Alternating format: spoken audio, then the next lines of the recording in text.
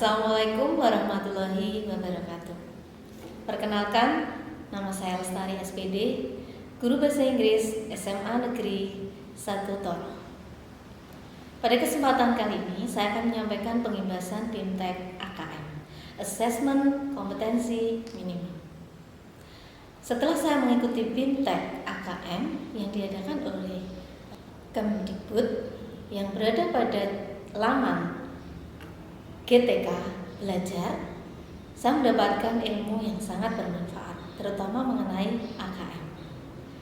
Menurut guru kebanyakan, pada umumnya mereka berpikir adanya AKM itu menurut mereka sebagai pengganti UN. Ada yang menyatakan tidak adanya UN diganti dengan AN. Nah, supaya kita tidak bingung menanggapi masalah UN dan AN, maka saya mengadakan pengimbasan setelah mengikuti BIMTEK AKM. Untuk selebihnya silahkan simak paparan yang akan saya sampaikan berikut ini. AKM atau Assessment Kompetensi Minimum merupakan penilaian kompetensi mendasar yang diperlukan oleh semua murid untuk mampu mengembangkan kapasitas diri dan berpartisipasi positif pada masyarakat. Terdapat dua kompetensi mendasar yang diukur di dalam AKM. Apa saja? Yang pertama, literasi membaca, yaitu kemampuan dalam memahami, menggunakan, mengevaluasi, merefleksi berbagai jenis teks tertulis. Kedua, numerasi, yaitu kemampuan berpikir menggunakan konsep, prosedur, fakta, dan alat matematika.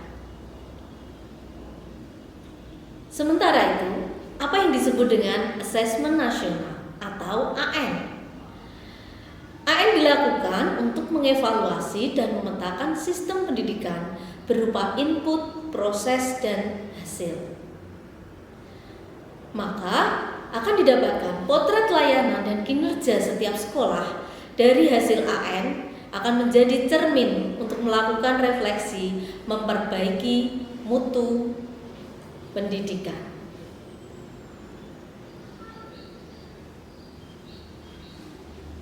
Ada 3 bagian di dalam asesmen nasional. Yang pertama, asesmen kompetisi minimum atau AKM. Yang kedua, survei karakter. Yang ketiga, survei lingkungan belajar. Berbicara tentang asesmen nasional atau AN hanya diikuti sebagian siswa atau sampel saja yang dipilih secara acak, baik itu dari kelas 5, kelas 8, dan kelas 11 di setiap sekolah atau madrasah.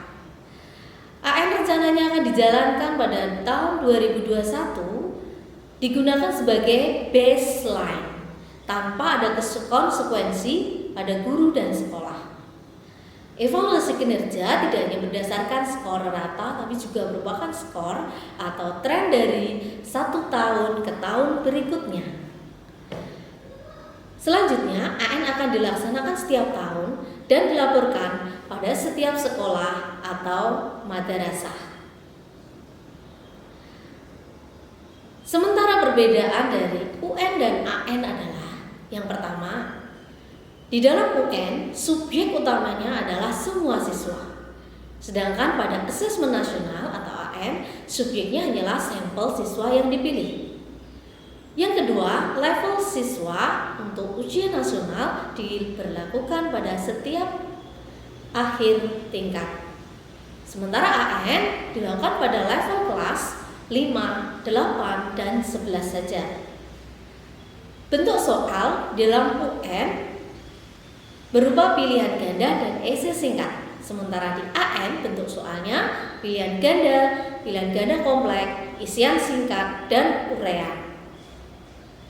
Yang keempat, periode pelaksanaan tes untuk ujian nasional atau UN dilakukan selama 4 hari, sementara AN dilakukan hanya 2 hari saja.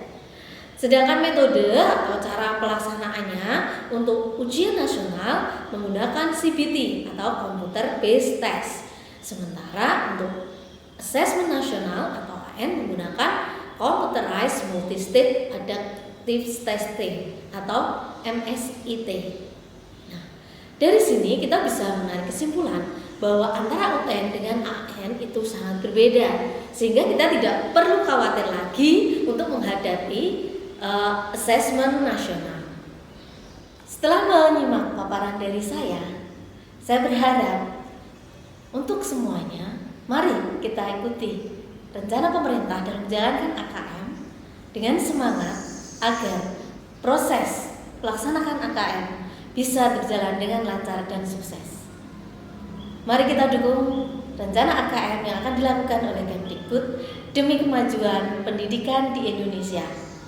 Sekian, wassalamualaikum warahmatullahi wabarakatuh.